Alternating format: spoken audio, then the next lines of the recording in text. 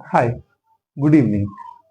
Today we are discussing about the BSc 4th semester Zoology Unit First, Recombinant DNA Technology. Recombinant DNA technology के अगर बारे में हम बात करें तो हम लोग जानते हैं, जिसके बारे में हम क्लास 11th में बायोटेक्नोलॉजी वाले चैप्टर में ऑलरेडी पढ़ चुके हैं, क्लास 12th में पढ़ चुके हैं। बायोटेक्नोलॉजी वाले चैप्टर में तो अगर हम रिकॉम्बिनेंट डीएनए टेक्नोलॉजी को जानना चाहते हैं तो सबसे पहले हमें जानना पड़ेगा कि what is biotechnology. Biotechnology actually में है क्या।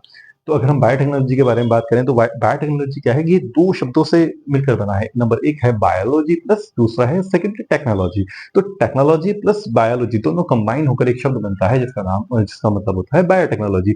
बायोटेक्नोलॉजी का मतलब क्या है कि अगर ह्यूमन वेलफेयर में, ह्यूमन लाइफ में किसी भी टेक्नोलॉजी का इस्तेमाल कर बायोलॉजी से रिलेटेड कोई भी टेक्नोलॉजी का इस्तेमाल कर हम ह्यूमन की लाइफ को आसान बनाते हैं, सिंपल बनाते हैं, या उनकी लाइफ में किसी भी प्रकार से बेनिफिट पहुंचाते हैं, तो उसको उस प्रोसेस को हम लोग बायोटेक्नोलॉजी कहते हैं। जैसे कि बहुत सारी वायरसेस के द्वारा होने वाले डिजीज हैं, जैसे कि अभी रिसेंटली एक डिजीज हमारे पास से होकर गुजरा है जिसको हम लोग कोरोना वायरस कहते हैं, जिसका साइंटिफिक नेम सार्स सीओवी 2 है। सार्स सीओवी 2 जो था वो एक वायरस था।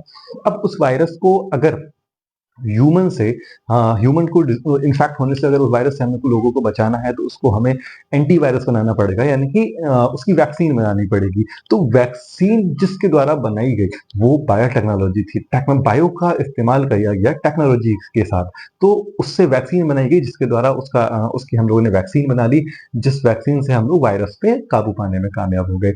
इसी तरीके से कई और एग्जाम्पल भी हमारे सामने आते हैं, जैसे कि आजकल कई सारे बायोटेक्नोलॉजी के द्वारा क्रॉप्स बनाए जा रहे हैं, बायोटेक्नोलॉजी के द्वारा एनिमल्स बनाए जाते हैं। जैसे कि इंसुलिन एक हार्मोन होता है जो कि शुगर के पेशेंट को इंजेक्शन जिसके दिए जाते हैं इंसुलिन के, वो भी आजकल बायोटेक्नोलॉजी के द्वारा ही बनाया जाता है। अगर हम बात करें रिकॉम्बिनेंट डीएनए टेक्नोलॉजी के द्वारा, तो एक्चुअली में रिकॉम्बिनेंट डीएनए टेक्नोलॉजी जो है वो दो शब्दों से मिलकर बना है। इसमें से फर्स्ट है री का मतलब होता है अगेन, और दूसरा है कॉम्बिनेंट। कॉम्बिनेंट मतलब होता है कंबाइन। री मतलब अगेन दोबारा, और कॉम्बिनेट मतलब कंबाइन, यानी कि किसी भी चीज को वापस से अरेंज किया जा रहा है। यहाँ पर हम इतना समझ गए कि इसके नाम से हम एक बात हम लोग क्लियर कर रहे हैं कि कोई भी एक ऐसी चीज है जिसको वापस से दोबारा से अरेंज किया जा रहा है, कुछ उसमें मॉडिफिकेशंस किए जा रहे हैं, कुछ उसमें चेंजेस किए जा रहे हैं, उसके बाद उसको अरेंज किया जा रहा है वापस से। अब किया किस चीज को जा रहा है, क्वेश्चन ये आता है किस चीज को किया जाता है, उसका आंसर अगले वाले क्वेश्चन में आता है डीएनए। यानी कि आरडीएनए मतलब रिकॉम्बिनेंट डीएनए मतलब कि डीएनए को रीअरेंज करना, किसी भी प्रकार से डीएनए को चेंज कर देना, उसमें मॉडिफिकेशन कर देना, किसके द्वारा, टेक्नोलॉजी के द्वारा, is called rDNA technology.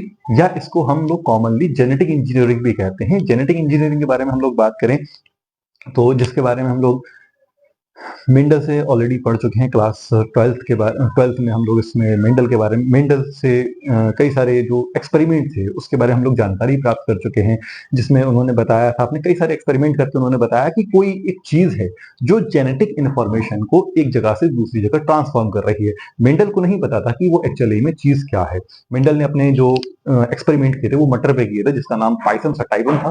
Pisum sativum पर उन्होंने कई सारे एक्सपेरिमेंट किए, जिसके अंतर्गत उन्होंने एक बात बताई कि मटर में जब नेक्स्ट जनरेशन आ रही है तो उसमें उन्होंने उसके 7 लक्षणों के बारे में देखा था। उसके जो नेक्स्ट जनरेशन आती थी जब भी, तो उसमें उन्होंने क्या चेंजेस हो रहे हैं, क्या उसके जो पूर्वज थे उनसे क्या कैरेक्टर आके कैरी कैरी कर रहे हैं आगे तक। तो उनके दिमाग में एक बात पहुंची कि वो कौन सी चीज है ऐसी जो जेनेटिक कैरेक्टर को एक जगह से दूसरी जगह लेकर जा रही है। ऐसे ही अगर हम लोग ह्यूमंस की बात करें, अगर हम अपने लोगों की बात करें, तो आप और हम लोग कहीं ना कहीं अपने पेरेंट्स से अपने पेरेंट्स मिलते जुलते हैं, कहीं ना कहीं अपने पेरेंट्स की तरह दिखाई देते हैं। हमारा हैबिट हमारी पेरेंट्स की तरह हो सकती है, हमारा फेस हमारे पेरेंट्स की तरह हो सकता है, और हम लोग, हमारे बोलने का स्टाइल, हमारे खड़े होने का स्टाइल, हमारे हेयर कलर, हमारा आई कलर, मतलब अपने पेरेंट्स की तरह हो सकता है। तो ये जो इन्फॉर्मेशन है, ये जो कैरेक्टर है हमारे अंदर, वो कहाँ से आया, वो हमारे पेरेंट्स से आया। लेकिन ये बात तो सिद्ध कर दी थी मेंडल ने, लेकिन वो ये बात बताना में असमर्थ रहे कि वो क्या चीज है जो इस कैरेक्टर को एक जनरेशन से दूसरी जनरेशन लेकर आ रही है। इसी को अगले एक्सपेरिमेंट में कई सारे एक्सपेरिमेंट किया, हर्शन चेयर्स ने किया था, इसमें मैक्लॉडी ने किया था, इसमें कई सारे एक्सपेरिमेंट के बाद ये बात प्रूफ हुई कि कोई जो चीज मेंडल ने बताई थी, कोई ऐसी चीज जो एक जनरेशन से दूसरी जनरेशन में ट्रांसफॉर्म हो रही है, उसका नाम डीएनए है। अगर हम लोग डीएनए टेक्नोलॉजी को समझना चाहते हैं तो सबसे पहले हमें समझना पड़ेगा कि डीएनए क्या है एक्चुअली में। तो डीएनए में क्या है, उसकी फुल फॉर्म होती है deoxyribose nucleic acid. Deoxyribose nucleic acid का मतलब ये होता है कि इसमें एक राइबोज शुगर होती है।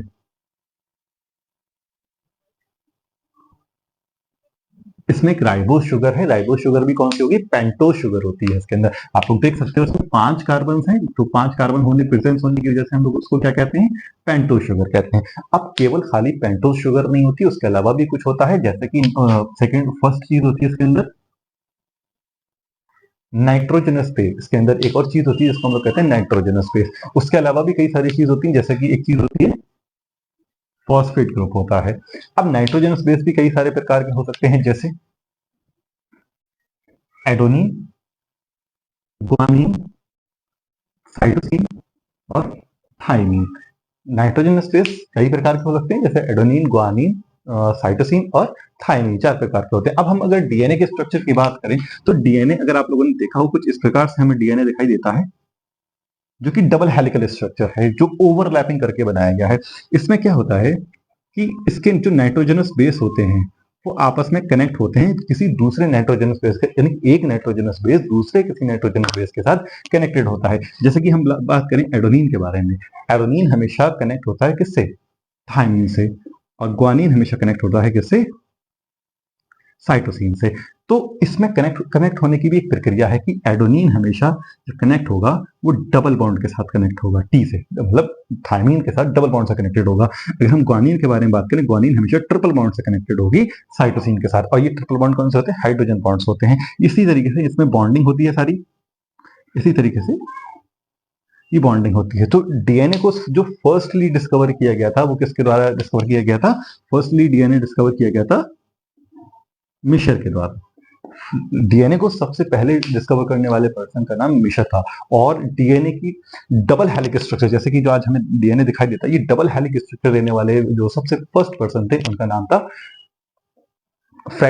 वॉटसन एंड क्रिक। जो जिन्होंने फर्स्टली डिस्कवर किया था उनका नाम फ्रेडरिक मिशर, और जिन्होंने इसकी डबल हेलिक स्ट्रक्चर दिया था उनका नाम वॉटसन एंड क्रिक। उनका नाम वॉटसन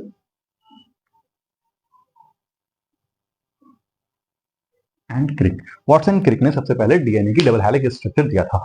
अगर अब हम बात करें रिकॉम्बिनेंट डीएनए टेक्नोलॉजी, एक मोटा मोटी इन्फॉर्मेशन हमें उसमें पता चल गई कि रिकॉम्बिनेंट डीएनए टेक्नोलॉजी क्या है, कि एक ऐसी टेक्नोलॉजी जिसमें डीएनए के अंदर कुछ मॉडिफिकेशंस किए जाते हैं, कुछ चेंजेस किए जाते हैं, जिसको हम लोग आरडीएनए टेक्नोलॉजी कहते हैं, किसी टेक्नोलॉजी के द्वारा चेंजेस किए जाते हैं। तो अगर हम इसकी डेफिनेशन के बारे में बात करें तो डेफिनेशन क्या है कि rDNA is a set of technique in which DNA different sources to be identified. That means कि सबसे पहले अगर हम लोग आरडीएनए टेक्नोलॉजी को परफॉर्म करना चाहते हैं तो सबसे पहले हमें कोई एक पर्टिकुलर डीएनए लेना पड़ेगा, जो जिसमें हम कोई भी चेंजेस करना चाहते हैं, जिसमें हम कोई मॉडिफिकेशंस करना चाहते हैं, तो उस पर्टिकुलर डीएनए को सबसे पहले लेना पड़ेगा, उसको आइडेंटिफाई करना पड़ेगा। लेकिन आजकल बहुत सारी टेक्निक्स आ गई हैं जो हमें ऑलरेडी आइडेंटिफाई कर दिया जाता है कि इस जीन्स पर, इस टाइप, मतलब इस लोकेशन पर, जीन लोकेशन पर कहाँ हमें कौन सा डीएनए मिलेगा, ऑलरेडी हमें इन्फॉर्मेशन होती है उस चीज की, तो हमें इतना प्रोसेस नहीं करनी पड़ती। लेकिन हाँ, सबसे पहली प्रोसेस यही होती है कि सबसे पहले उस डीएनए को आइडेंटिफाई करेंगे जिसके अंदर हमें कोई ना कोई चेंजेस करना होता है। आइडेंटिफाई करने के बाद उसको हम लोग क्या करते हैं, आइसोलेट करते हैं। किसी भी चीज में अगर हमें चेंजेस करना है तो जाहिर सी बात है तो उसको आइसोलेट करना पड़ेगा, आइसोलेट मतलब बाहर निकालना पड़ेगा। एंड रिकॉम्बाइन, रिकॉम्बाइन मतलब जोड़ना पड़ेगा। And that new characters can be introduced into the organisms. अगर हम ऐसा कर देते हैं, उसको कंबाइन कर देते हैं, तो हम देख सकते हैं कि उसके अंदर नए कैरेक्टर्स हमें दिखाई देने लगेंगे। इसमें कई सारे एग्जांपल्स हम लोग पढ़ते आए हैं और हम पढ़ेंगे आज। जैसे कि अगर हम लोग बात करें आरडीएनए टेक्नोलॉजी के द्वारा कई सारे एग्जांपल्स हम लोगों ने आजकल बना रखे हैं, जैसे कि रिकॉम्बिनेंट डीएनए टेक्नोलॉजी का इस्तेमाल कर हम लोग ट्रांसजेनिक एनिमल्स बनाते हैं, ट्रांसजेनिक एनिमल्स बनाते हैं,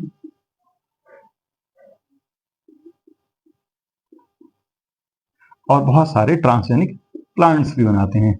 ट्रांसजेनिक प्लांट्स के बारे में हम बात करें तो ट्रांसजेनिक प्लांट्स के बारे में हम लोग जानते ही ऑलरेडी। ट्रांसजेनिक प्लांट कौन सा है? बीटी क्रॉप्स जितनी भी होती है वो सब की सब कौन है? बीटी क्रॉप्स जितनी भी है वो सारी की सारी क्या है? एक ट्रांसजेनिक प्लांट्स है। बीटी क्रॉप्स क्या होती हैं? जैसे कि बीटी क्रॉप्स के अंदर कौन आता है? जैसे कि एग्जांपल के लिए BT crops, BT cotton, golden rice, ये सब क्या है? एक बीटी कपास। बीटी मतलब क्या है? बैसिलस थ्योरोजेनेसिस। बैसिलस थ्योरोजेनेसिस का मतलब क्या होता है कि अगर हमने बैसिलस थ्योरोजेनेसिस के द्वारा, बीटी क्रॉप्स के द्वारा कोई क्रॉप्स को ग्रो किया है, उसको बनाया है, तो उसके अंदर एक स्पेसिफिक कैरेक्टर होता है कि वो किसी भी इंसेक्ट को अपनी ओर अट्रैक्ट होने से बचाता है, कि एक टॉक्सिक टॉक्सिक केमिकल रिलीज करता है, जिसकी वजह से जितने भी वायरस हैं, जितने भी बैक्टीरिया हैं, इंसेक्ट्स हैं, वो सब इससे दूर रहते हैं, इसके ऊपर अट्रैक्ट नहीं करते, जिसकी वजह से ये सेफली ग्रो कर पाता है, एक अच्छे से ग्रो कर पाता है। ये इसकी सबसे खास बात होती है, जिसके ऊपर इसकी वजह से कोई डिजीज होने से खतरा कम हो जाता है इसका।